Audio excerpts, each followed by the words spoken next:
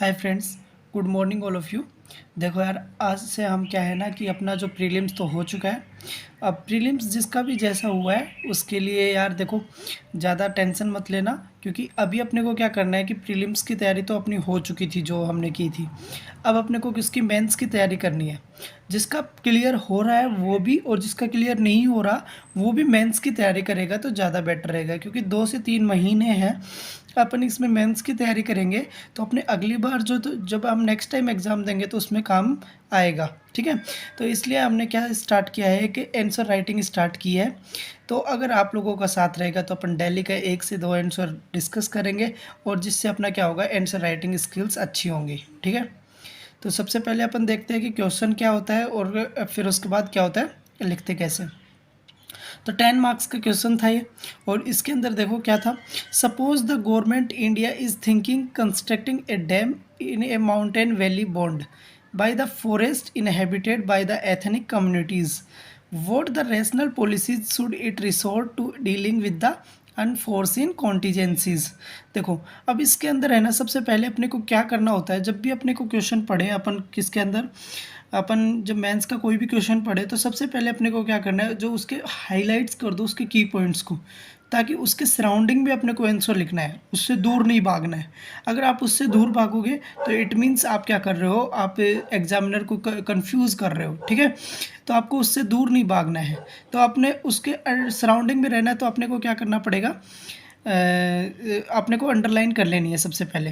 तो देखो मैंने अंडरलाइन किया है, इसके अंदर क्या क्या किया है। इंडियन गवर्नमेंट क्या कर रही है, थिंकिंग कर रही है, डैम बनाने की कोशिश कर रही है। कहाँ पर, माउंटेन वैली के अंदर।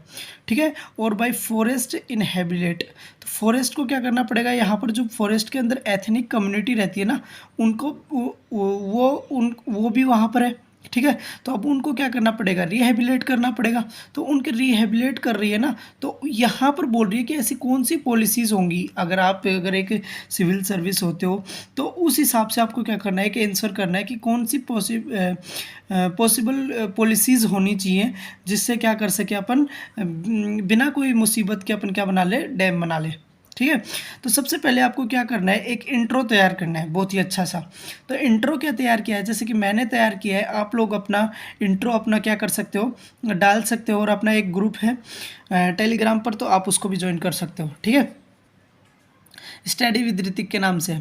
फिर उसके बाद अपन देखते हैं कि इंट्रो क्या तैयार किया मैंने। Today the construction activities become more important due to the increment in population. देखो, अब रेगुलरली क्या होता है, आज के ज़माने में रेगुलरली क्या हो रहा है कि पॉपुलेशन इंक्रीमेंट रेगुलरली बढ़ रही है। ठीक है, तो इससे अब क्या करना पड़ेगा, कंस्ट्रक्शन एक्टिविटीज़ भी करनी पड़ेंगी। But we can't take any action without any strategies and plannings about the environmental degradation, या इन्वायरमेंटल प्रोटेक्शन का भी यूज कर सकते हैं। ये इस वर्ड्स पे मेरे को भी थोड़ी सी क्या है, मतलब कहते हैं ना कि डाउट है। ठीक है, तो इसके अंदर क्या करना है कि हम ये बात तो सही है कि हमें क्या करना पड़ेगा, कंस्ट्रक्शन एक्टिविटीज़ करनी पड़ेंगी, लेकिन हम कभी भी कंस्ट्रक्शन एक्टिविटीज़ बिना इन्वायरमेंटल डिग्रेडेशन या इन्वायरमेंट को बिना ध्यान में रखते हुए कोई भी स्ट्रेटजी और प्लानिंग नहीं कर सकते हैं। ठीक है, फिर उसके बाद मैंने क्या किया कि मेरे को लगा कि यार क्वेश्चन के अंदर मार्क्स लेना है ना अपने को, तो ऐसे तो काम चलेगा नहीं, एग्जामिनर को कहीं ना कहीं तो अप्रिशिएट करना पड़ेगा। तो मैंने क्या किया, पॉलिटी को ज्योग्राफी के अंदर घुसा दिया, एनवायरमेंट के अंदर पॉलिटी को घुसाया। ठीक है, तो अब क्या किया, इसमें क्या कर दिया, इंक्लूड करेंगे अगर पॉलिटी को। तो देखो, according to our constitution part fourth के अंदर क्या है, डीपीएसपी, और डीपीएसपी के अंदर आर्टिकल 48 है, वो किसके बारे में बात करता है, एनवायरनमेंट प्रोटेक्शन के बारे में बात करता है। जैसे ही मैंने ये बात लिखी और इसको अंडरलाइन किया, अब एग्जामिनर समझ गया कि बच्चे को क्या है, नॉलेज है, तो वो अपनी कॉपी के अंदर यहाँ से ही प्लस मार्किंग करना स्टार्ट कर देगा। और यहाँ से अपने जो लोगों को 2 से 3 या 4 नंबर मिलते हैं 10 नंबर के क्वेश्चन में, अपने को 5 से 6 नंबर मिल जाएंगे। आगे देखो, अब अपन क्वेश्चन को बिल्कुल भी ज़्यादा ना खींचते हुए हमने सीधा देखा कि हमें करना क्या है, हमें पॉलिसीज़ बतानी, क्योंकि 10 मार्क्स का क्वेश्चन है, ज़्यादा हम खींच नहीं सकते लंबा क्वेश्चन क्वेश्चन को, तो मैंने सबसे पहले किसके ऊपर ध्यान दिया, पॉलिसीज़ के ऊपर ध्यान दिया। पॉलिसीज़ क्या क्या हैं, पॉलिसीज़ में मैंने बताया कि भाई देखो हमें सबसे पहले हमें क्या है कि एनवायरनमेंट के ऊपर फोकस करना ज़रूरी है। तो जब भी हम कोई भी चीज़ स्टार्ट करें, कोई भी कंस्ट्रक्शन एक्टिविटीज़ स्टार्ट करें, हमें किसकी ओपिनियन लेनी पड़ेगी, एनवायरमेंटोलॉजिस्ट की क्या लेनी पड़ेगी, ओपिनियन लेनी पड़ेगी।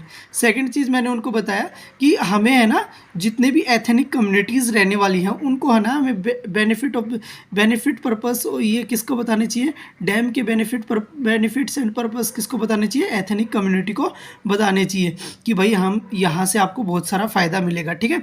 और हमें रिहेबिलेट करने के लिए उन्हें इकोनॉमिकली तरीके से भी क्या करनी चाहिए, हेल्प करनी चाहिए, क्योंकि उनको रिहेबिलेट करना पड़ेगा, वहाँ से कहीं दूर जाना पड़ेगा, तो वो भी कौन करे, सरकार उसकी क्या ले, जिम्मेदारी ले, रेस्पॉन्सिबिलिटी ले। फिर उसके बाद प्रायर अप्रूवल होना चाहिए किसका, डैम बनाने से पहले किसका प्रायर अप्रूवल होना चाहिए, एथनिक कम्युनिटी का प्रायर अप्रूवल होना ही चाहिए। तो ये 4 से 5 पॉइंट मैंने डाले हैं। तो अगर आपको कोई अच्छे पॉइंट्स मिल रहे हैं तो आप कमेंट सेक्शन में ज़रूर बताएं। फिर उसके बाद लास्ट में मैंने किसको, इस पूरे को कंक्लूड करना चाहा, क्योंकि 150 वर्ड्स में लिखना है आंसर, इससे ज़्यादा लेके नहीं जाना, तो फिर मैंने इसको कंक्लूड करना चाहा। There are many problems could be faced by the ethnic communities.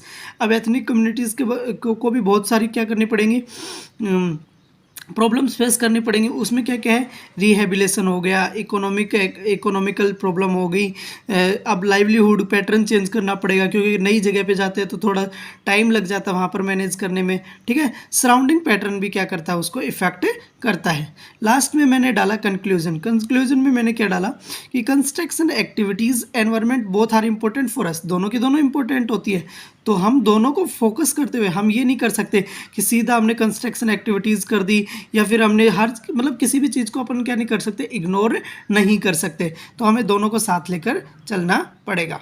तो मैंने एक छोटे से 10 मार्क्स के क्वेश्चन में मैंने काफ़ी चीज़ें डाल दी। सबसे पहले मैंने इंट्रो पार्ट डाल दिया, इंट्रो पार्ट को मैं और अच्छा कर सकता हूँ। अगर आप लोगों को लगे कोई अच्छे वर्ड्स मिले तो आप कमेंट सेक्शन में ज़रूर बताइए।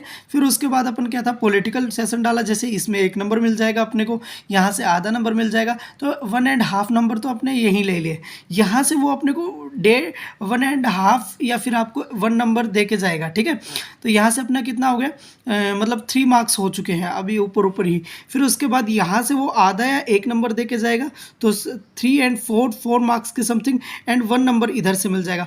तो आपको 10 मार्क्स के क्वेश्चन में अगर 5 to 6 मार्क्स मिल रहे हैं, और अगर आपका पूरा पैटर्न देखेगा, वो जब आपका पूरा पैटर्न देखेगा तो अपने को जो यहाँ पर मार्किंग की है उसने, ये क्या की है, स्टेप बाय स्टेप मार्किंग की है। एंड देन एक मार्किंग होती है कंप्लीट क्वेश्चन की, कि आपने किस प्रकार से स्ट्रक्चर किया है क्वेश्चन को। तो आप देख सकते हो हर एक चीज़ को अपन ने पूरे तरीके से क्या किया है, स्ट्रक्चर किया है। तो अब स्ट्रक्चर का 1 नंबर मिलेगा अपने को, तो टोटल 6 मार्क्स मिलते हैं। इसी प्रकार से टॉपर की कॉपी चेक होती है, ठीक है। तो अपन को, आप लोगों को आंसर कैसा लगा ये बताना, और कुछ भी इंक्लूड करना है इसके अंदर तो कमेंट सेक्शन में बताना। Thank you so much. अगले वीडियो में मिलते हैं, तब तक आप सब्सक्राइब जरूर कर ले अपने चैनल को।